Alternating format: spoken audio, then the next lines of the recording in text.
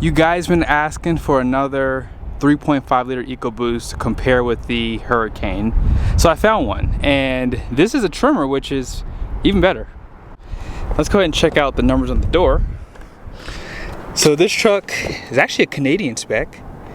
A lot of Canadian trucks coming over the border here. But yeah, you guys see the rear gross axle rating is at 3,800 pounds. Has a 7,000 pound GVWR. But check out the payload, 1,793 pounds. Tire pressure is 35 PSI. This is a 2022 F150 Tremor. Has 23,640 miles. If you would like to buy it, it is here at Ken Garff. Ask for Ken. Just so you guys can see here, we're already hooked up. Here's a camera, little fuzzy, just a little bit. But this is pretty bare bones, which is good for the payload. So here's what we're towing. 28-foot trailer, 24-inch tongue. Figure about 1,300 pounds of hitch weight. 1,300 to 1,400 pounds is what I've been getting when I get it weighed. Class 4 hitch, you have your 7-pin there. And yes, the truck did drop. Let's go on the other side so you can see it. How much did you guys think this dropped? Believe it or not, 3.8 inches. Now it does have 3 leaves in that main pack, that bottom one being a helper spring, and of course this being a Tremor, it's going to have softer shocks.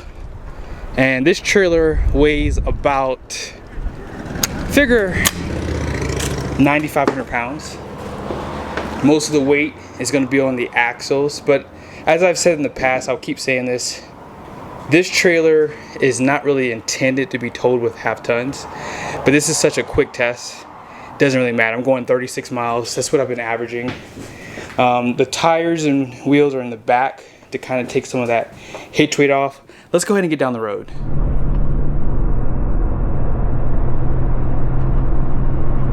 don't know if you guys can hear that.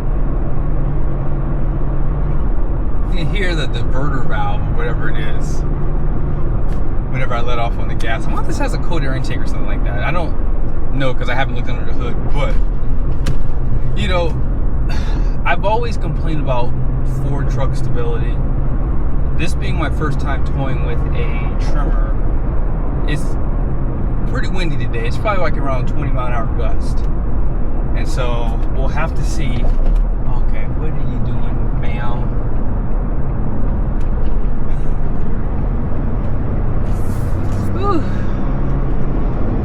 Welcome to Utah. Okay, back on it. Okay, so the Tremor has great stability, and sometimes it has to do with the tires, because obviously you have a little bit stiffer sidewall, and I can feel the sway. Like the trailer's back there. Again, it's a heavy trailer, but my trailer's sitting lower, having the spread axles. I don't normally mention that.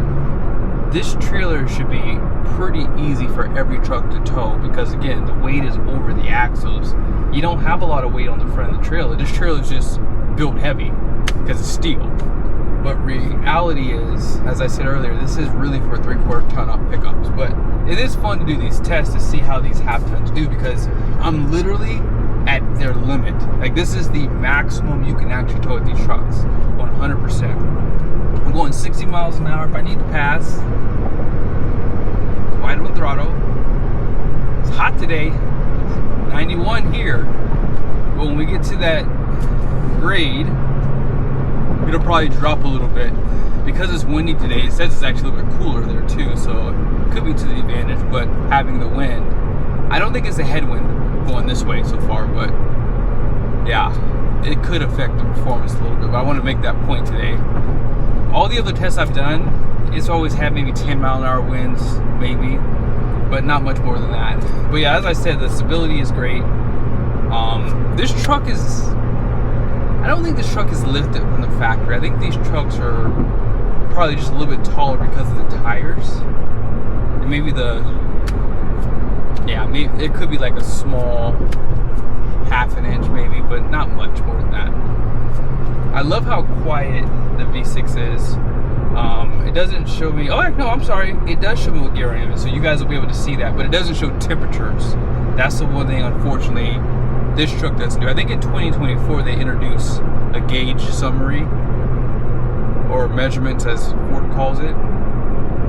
But yeah, I love these General Grabber tires. They are really good tires. I think that if I had a Tremor and I wasn't looking to go taller on the tire, I would just keep buying these.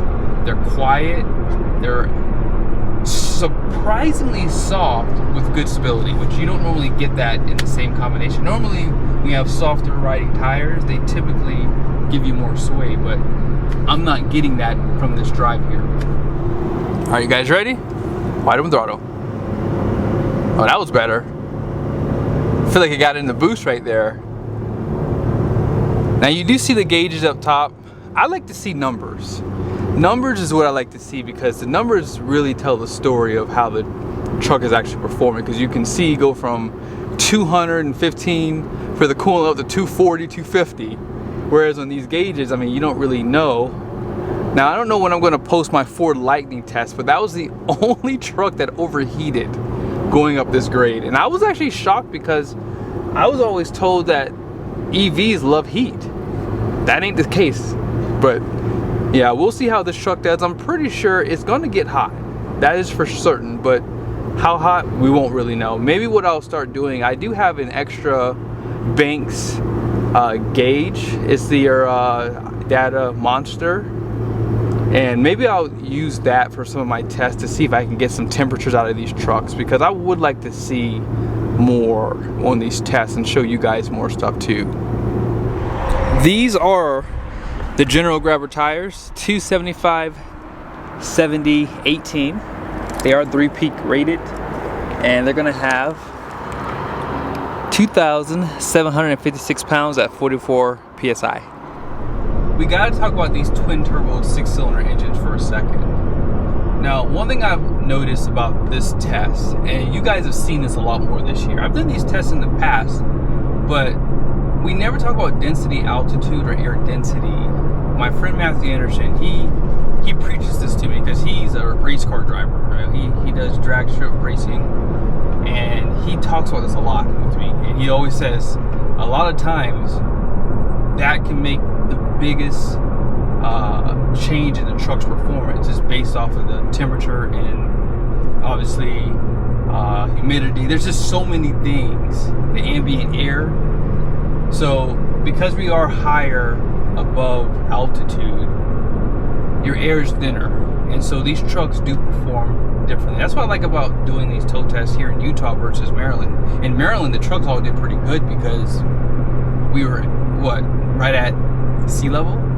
But here, these trucks definitely do show signs of stress because of the heat, number one, but number two, the thinner air. So there's no replacement for displacement. The 6.2 liter V8 did the best. Now, I don't think, at this point, I have not shown you guys the footage. Today, I have not posted a video of the 5 liter Coyote, so I don't remember how it did. So when I edit that footage, I'll be able to know how it did against the 6.2, but I don't think that it did better. But at this point, I've already posted a video. I still think that if they never took their foot off the gas pedal on the V8s could have been far superior than they've ever been. But they've spent so much R&D in these engines, they're only just a little bit better. And we've seen that from these tests. And the biggest fear I always have with doing these tests are these turbochargers. How hot are these engines getting? We saw that with the Hurricane. Literally, the Hurricane performed worse, in my opinion, compared to the Hemi, just simply because of the heat. And again, I think that if the Hemi was more up to date and they kept making it better, it would have performed better. It would have had more horsepower and torque. But that is really the goal for the manufacturers. They really need to put their foot back on the pedal for the V8s.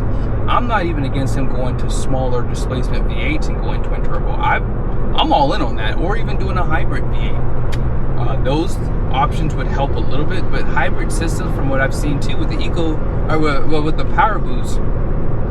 Power Boost performs worse compared to the EcoBoost, and I've proven that too. I would prefer this if I was doing heavy towing going up grades. But regardless of that, the power boost does tow the best because of the heavier weight of the truck. It's very complicated when you're going to buy a truck. There's so many variables, and I know that it can get confusing, and I apologize if I confuse you more because there's just so much in my head that I can't always put it out in words. But I think that the EcoBoost today will hit 65. I don't know if it'll hit 70. Most trucks will pretty much cut off at 65, and we've seen them actually go down, like they'll just lose mile an hour just simply because of the, you know, the fail safes in the computer seeing the temperatures getting too hot. We saw that with the Hemi and the Hurricane. So we'll have to wait and see how this truck does going up this grade. We should be there in about 5-10 minutes maybe, and then we'll see how it does. This Ford Tremor does have the 3.5 liter EcoBoost, good for 400 horsepower, 500 pound-feet of torque. All that power does go through a 10-speed transmission, and this truck does have a 373 with a locker. Let's see how it does towing up this 6% grade. You guys ready? Man, this truck is a little warm. You're gonna see this this thing move today. All right, here we go.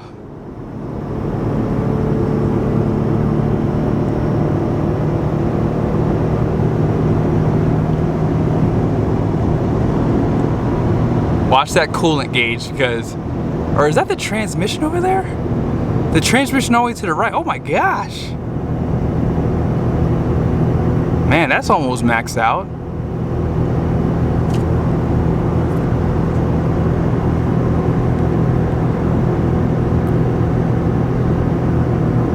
Man, the transmission is hot.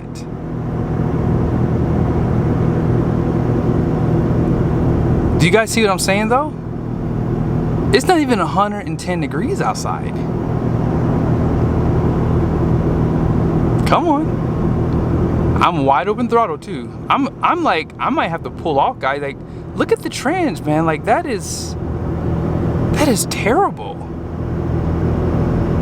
Remember, these trucks can, I might have to show you guys the towing capacity.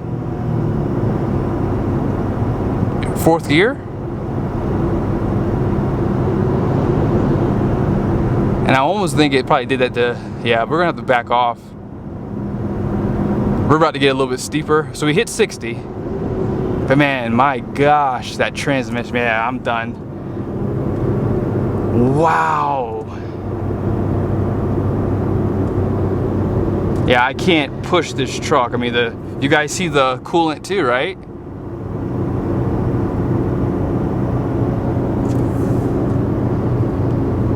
That's what my point on these tests is. These trucks, man, they get hot. They get really hot. Wow. Look at that. I mean, we are like on the verge of overheating almost. But the good news is we're pretty much at the top. We probably wouldn't have gotten much more than 60, 61. We were tapped out. I mean, it's 85 degrees outside. You guys can see the temperature. I mean, it's on the screen too if you didn't notice. It's in the top right corner of that screen there. But yeah, these temperatures are like, they're like very concerning. And it's not just this one. This one's been the worst. But the Ford Lightning overheated. The Ram trucks, I mean, they got hot. I didn't really see that they were going to overheat. And a lot of people say that Ford transmissions run warm, but that's hot. Yeah, that is too hot. Yeah, so what I normally do up here is I let the trucks rest for about 5 minutes or so, and then I get back going because we got to go downhill. And I might put a little bit of heat on the transmission too, but man, this thing is hot.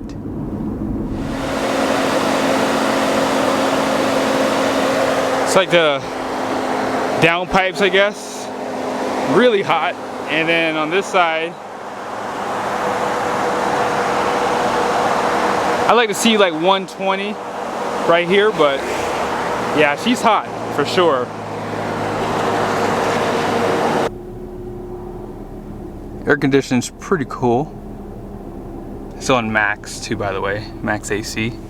Transmission is going down. I feel like we can go ahead and start heading. We were at 4.9 MPG when we started climbing the grade. We're at 4.5 right now. So now it's just downhill from here.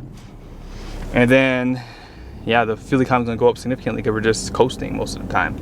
Let's see how this truck does with maintaining speed. I didn't mention this earlier, but we went from about 4,000 feet altitude to about 7,000. And this is a 6% drop right here. I'm going to get over. We are in tow haul mode, I didn't mention that, but let's go ahead and see. Yeah, we're going way too fast. Okay, downshift.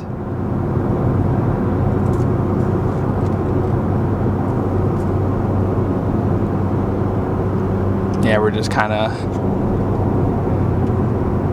come on. There's another one. We're in 4th gear. But yeah, it's just, this is typical. We've seen this on just about every truck.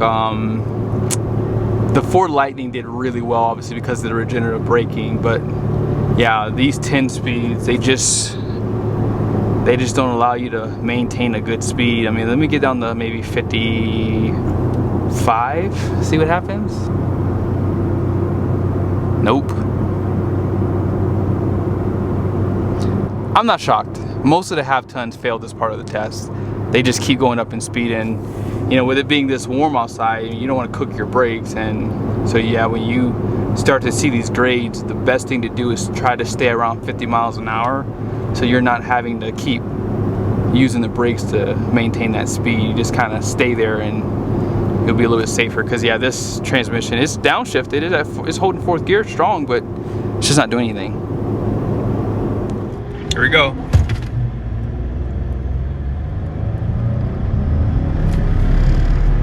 $30.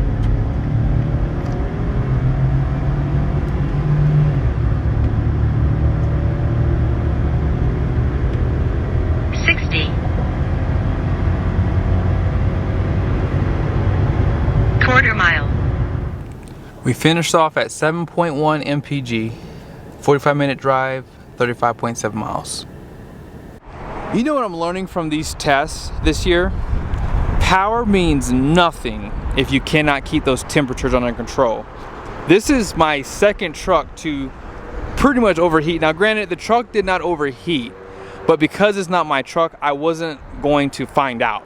So that's why I backed off. But regardless of that, that temperature for the trans got really, really hot. I'm willing to bet you it was probably over 250. I wish they would show you a number. And I've had 2 trucks overheat this year, and they were both Ford, this one and the Lightning. But regardless of that, the truck did well today. I would say stability in these windy conditions was top notch. And I did see on my Draggy, it does show the density altitude. It was 7,989 feet. So what I'll start doing is I'll start checking that on my test, so that way you guys have that information in the videos. And yeah, I mean, so reality is, even though I'm at what, 4,000 altitude where I'm at right here, and at the top of that grade it was at 7,000, it's at 6,950, I think is the top of it.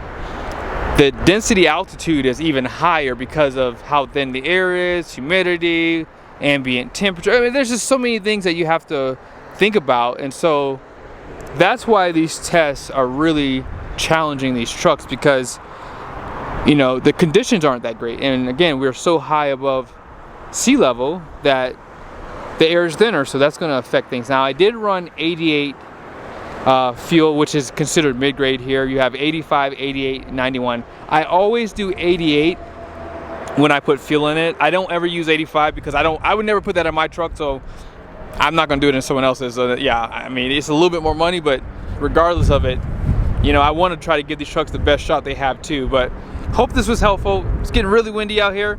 I'm gonna let you guys go. Be sure to subscribe to the channel, make sure bell notifications are on. See you guys soon.